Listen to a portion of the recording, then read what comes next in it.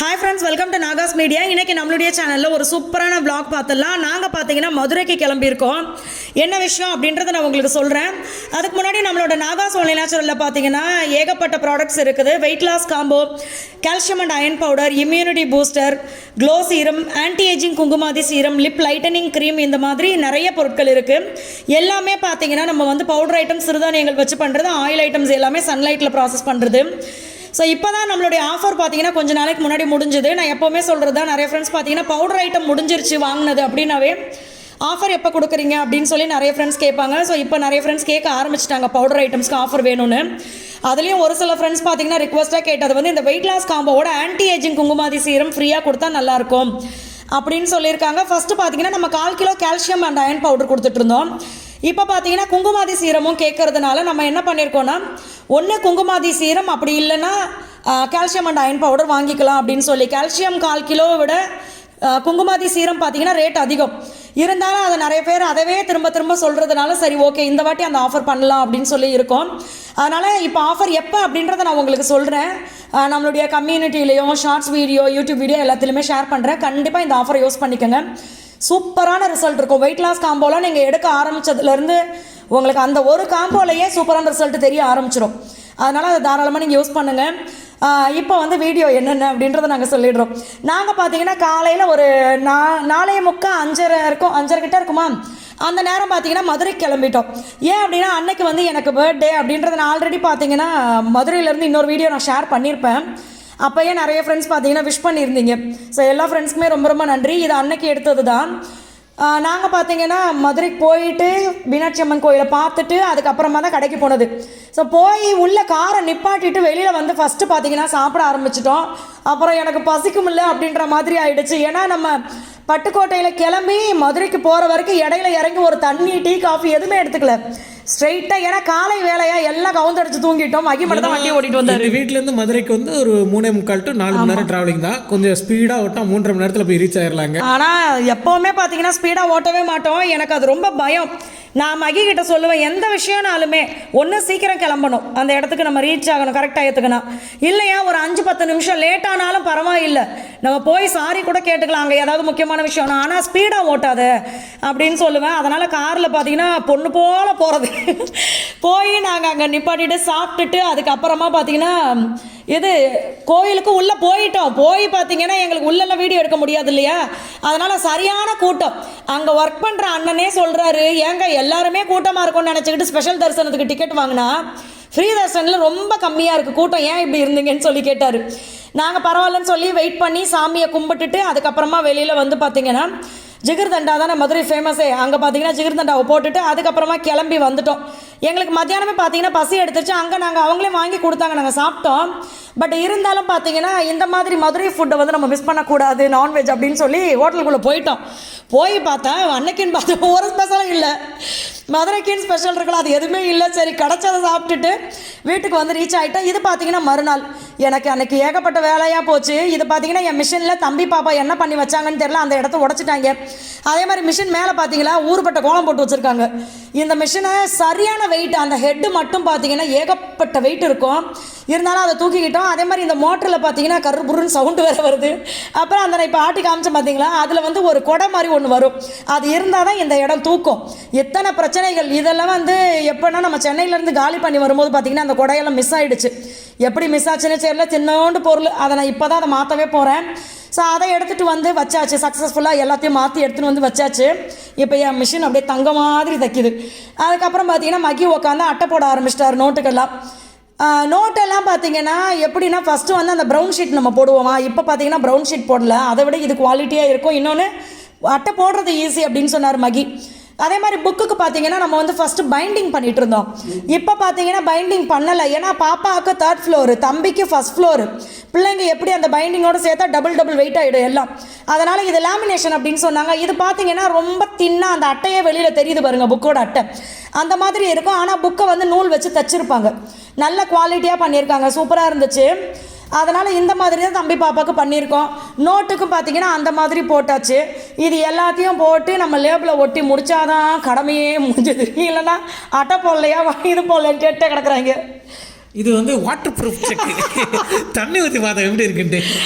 என்ன இதுக்கெல்லாம் செக்கிங் பண்ணுறோம், என்னத்தான் சொல்கிறதுன்ற மாதிரி இருக்குது. ஏன்னா பார்த்தீங்கன்னா நிறைய விஷயத்தில் கலப்படன்ற மாதிரி ஆயிடுச்சு. நிறைய விஷயம் நம்ம சாப்பிட்ற உணவுகளே பார்த்தீங்கன்னா பார்த்து பார்த்து வாங்குற மாதிரி இருக்கு. நான் ஒரு சில விஷயங்கள் இப்போ வீடியோவில் ஷேர் பண்ணுறேன் பாருங்கள். நாங்கள் வாங்கின பொருளெல்லாம் ஸ்பைசஸ்லாம் வாங்கியிருந்தேன், அதெல்லாம் நான் உங்களுக்கு ஷேர் பண்ணுறேன். இந்த அட்டையை போட்டு முடிச்சு அதை வேற இவர் காமிச்சிக்கிட்டு இருந்தார். இது வந்து அட்டை போட்டது, அது அட்டை போடாதது அப்படின்னு சொல்லி. ஆனால் ரெண்டுமே பார்த்தீங்கன்னா அங்கே பார்த்தீங்களா ஒரே ஒரு டிஃப்ரெண்ட். அதில் சின்ன சின்னதாக பூ மாதிரி தெரியும், அதில் வந்து நார்மலாக இருக்குது, அவ்வளோதான். ஆனால் இது வந்து குவாலிட்டியாக இருக்கும். என்னன்னு பாருங்கள், எல்லாத்தையும் பக்காவாக பார்த்து பார்த்து அட்டை போட்டால் தான் நோட்டு உருப்படியாக இருக்கும், நம்ம போட்டு கொடுக்குறோமா. நம்ம ஆளுங்க என்ன பண்ணுறாங்க தெரியுமா, அட்டையை மட்டும் பத்திரமா வச்சுருக்காங்க, உள்ளே இருக்கிற பேப்பர்லாம் கிழிஞ்சிருது. ஸோ அதுக்கப்புறமா பார்த்தீங்கன்னா அதையெல்லாம் எடுத்து வச்சுட்டு இது ஸ்பைசஸ் வந்து எப்போவுமே நம்ம மொத்தமாக வாங்குறது, தேவைக்கு வெளியில் வச்சுக்கிறது, அப்புறம் மீதி இருக்கிறது எல்லாத்தையுமே ஃப்ரிட்ஜுக்குள்ளே போட்டுருவேன் நான். அதனால் இது எல்லாமே இப்படி வாங்கிட்டு வந்தாச்சு. இதில் என்னென்ன வாங்கினேன் அப்படின்னு சொல்கிறேன் உங்களுக்கு. அதே மாதிரி நம்ம இப்போ கிராம்பெல்லாம் பார்த்தீங்கன்னா இப்போ நான் காட்டுறேன் பாருங்கள், அப்படியே வெளியிலேயே எவ்வளோ அழகாக தெரியுது பாருங்கள். இது வந்து நல்ல குவாலிட்டியான கிராம்பா. இந்த கிராம்பை பார்த்தாவே நம்மளுக்கு தெரியும், நல்ல பெருசாக இருக்கும், குண்டு குண்டாக இருக்குது. அந்த மொட்டு இருக்குது பார்த்தீங்களா மேலே, அதுவுமே வந்து முழுசாக நல்லா இருக்கு. ஒரு சில கடையில் வந்து அந்த முட்டு இல்லாமல் ஸ்டிக்கு மட்டும் தான் இருக்கும், குச்சி மட்டும் இருக்கும். அதுவுமே பார்த்தீங்கன்னா ரொம்ப சின்னதாக இருக்கும். அள்ளி போட்டு நம்மளை வந்து என்ன பண்ணுவோம், எடை போட்டு அனுப்பிச்சு விட்ருவாங்க. நம்ம அதை பற்றி அதிகமாக யூஸ் பண்ணாத ஆளுங்களுக்கு சரி ஓகே இதான் கிராம்பு போல யூஸ் பண்ணிடுவாங்க. எல்லா பொருளுமே கொஞ்சம் பார்த்து வாங்கணும். இப்போ கடையில் ஒரு ஜாமான் வாங்க அப்புறம் நம்ம காசு கொடுக்குறோங்கிறப்ப அவங்க என்ன பண்ணுவாங்க, நான் ஒரு கடையில் சொல்கிறேன், நானும் அப்படி போய் ஜாமான் வாங்க அப்புறம் பூச்சி வச்ச ஜாமானை கொடுக்குறாங்க. பட் ரேட்டு எல்லா கடையை விட அந்த கடையில் ரேட் அதிகம். எதுக்குன்னா ஒரு நம்பிக்கைக்கு அந்த கடைக்கு போகிறோம். அதுவும் என்னன்னு பார்த்தீங்க, நான் தானே அன்னைக்கு அனுபவிச்சது. நான் அவங்க கிட்ட சொல்கிறேன், இதில் வந்து பூச்சி அதிகமாக இருக்குது, அதனால் நான் இந்த பொருளை கொடுத்துட்டு எனக்கு அதுக்கு நானே பார்த்து எடுத்துக்கட்டுமா, பூச்சி இல்லாத ஐட்டமானு சொல்கிறேன். அவங்க என்ன சொல்கிறாங்க, அப்போ பூச்சி இருக்கிற ஐட்டத்தை நாங்கள் எப்படி விற்கிறதுனே என்ன கேட்குறாங்க. அப்போ எப்படி பார்த்துக்கங்க, இதை எப்படி விற்கிறது அப்படின்னு கேட்குறாங்க. அப்போ நம்ம காசு முழுசாக கொடுக்கணும், ஆனால் வர்ற பொருள் பாதி தான் வருது நம்மளுக்கு, நல்ல பொருள், மீதியெல்லாம் பூச்சி பிடிச்ச போகுது. இது வந்து விற்கிறவங்க மனசாட்சியோடு பண்ணணும். பட் அப்படி மனசாட்சி இல்லைன்னும் போது நம்ம என்ன பண்ண, அடுத்த கடையை தேடி போயிட்டே இருக்க வேண்டியதுன்ற மாதிரி ஆயிடுச்சு.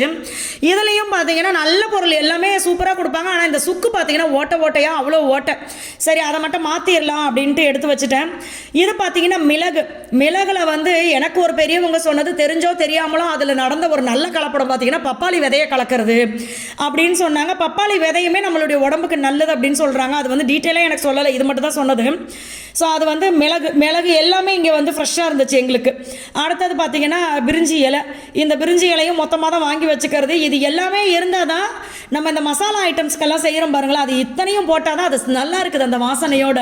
அதே மாதிரி மஞ்சள் வந்து நான் வாங்க போனால் சொல்லுவேன் அவங்கள்ட்ட, மேலே வந்து இந்த மாதிரி மஞ்சள் பவுடர் கோட்டிங் இல்லாமல் எனக்கு வந்து ரா மஞ்சளாக கொடுங்க, இவ்வளோ எல்லோ கலராக இருக்க வேண்டாம். அந்த ரா மஞ்சள் வந்து பார்த்தீங்கன்னா இவ்வளோ மஞ்சள் கலரில் இருக்காது, மேலே கோட்டிங் இருக்காது.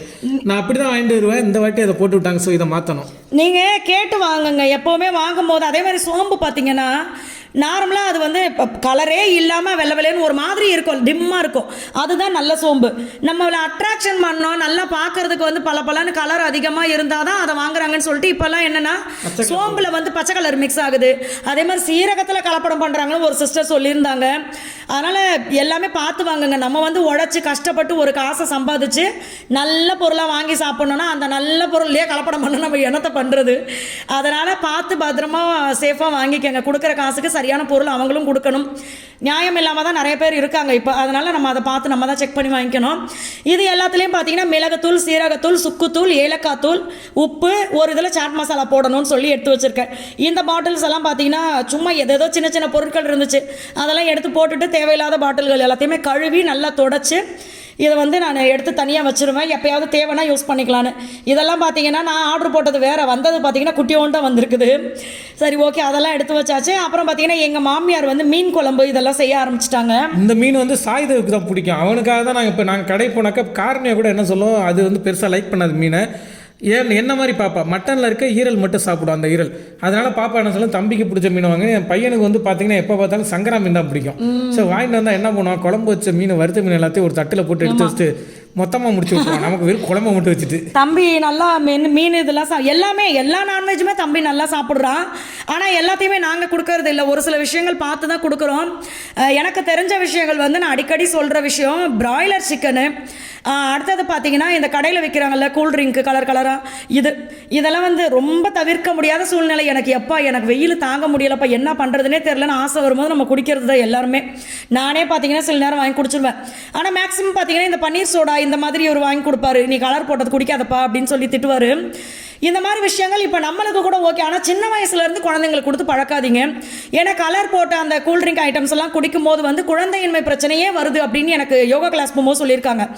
அதனால் அதெல்லாம் பார்த்து கொடுங்க, முடிஞ்ச வரைக்கும் பிள்ளைங்களுக்கு வீட்டில் செஞ்சு கொடுங்க. இப்போ நான் ரீசெண்டாக பார்த்தீங்கன்னா தம்பிக்கு வந்து நெல்லிக்காயை வச்சு பானகம் மாதிரி செஞ்சு கொடுக்க ஆரம்பிச்சிருக்கேன்.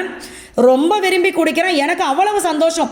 நெல்லிக்காயை அவனே கேட்டு வாங்கி குடிக்கிறானே அப்படின்னு சொல்லி நான் அதையும் கண்டிப்பாக ஒரு வீடியோவில் ஷேர் பண்ணுறேன். எனக்கு அதை ஒருத்தவங்க சொல்லி தான் நான் அதை செஞ்சேன். ஸோ அதை நான் செம்ம டேஸ்ட்டாக இருந்துச்சு, அதை நான் உங்களுக்கு ஷேர் பண்ணுறேன். ஸோ மீன் வறுவலும் ரெடி, குழம்பும் ரெடி. சாய்தேவ், எதுக்காக இங்கே நிற்கிற? பசிக்கிற. சரி, இந்த பழைய சோறு சாப்பிட்டு போக வேண்டியதானே, ஏன் இங்கே நிற்கிற?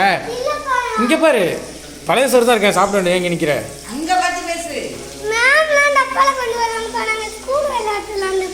ஸ்கூல் விளையாட்டு விளாண்டுருக்கேன், அப்புறம் இங்கே நிற்கிற, போய் விளையாட வேண்டியதானே? சாப்பாடு பழைய சோறு போட்டு விடு.